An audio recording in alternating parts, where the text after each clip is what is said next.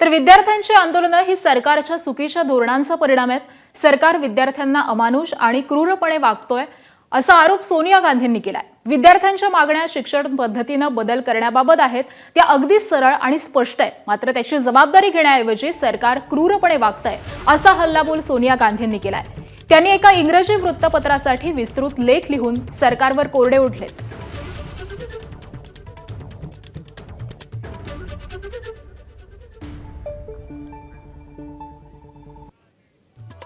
तर सोनिया गांधींनी या लेखामध्ये नेमकं काय म्हटलंय आपण जाणून घेतोय. विद्यार्थ्यांची आंदोलनं हा सरकारच्या चुकीच्या धोरणांचा परिणाम. शिक्षण व्यवस्थेचा ऱ्हास झालाय. तरुण भारताची मानसिक दुर्बलता समोर आली आहे. पेपरफुटी, शिक्षणातली अधोगती या विरोधात विद्यार्थी रस्त्यावर उतरलेत.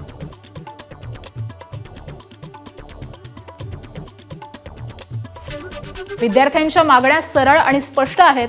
सरकारनं जबाबदारी घ्यावी.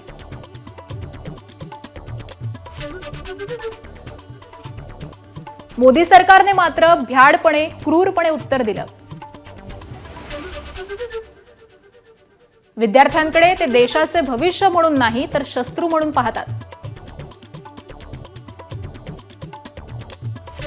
20 जुलैला अमानुष लाठीमार, अश्रुधुराचा अनावश्यक वापर झाला.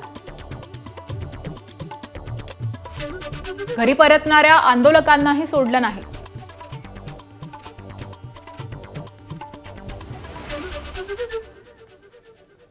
पेलेट्सच्या गोळ्यांनी विद्यार्थी जखमी, देशानं वेदनादायी दृश्य पाहिली.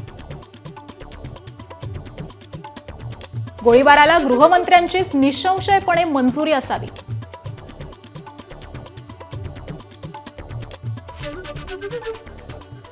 मोठ्यांदा सांगण्याची वेळ आली आहे, थांबा आता, ही मुलं आपलीच आहेत.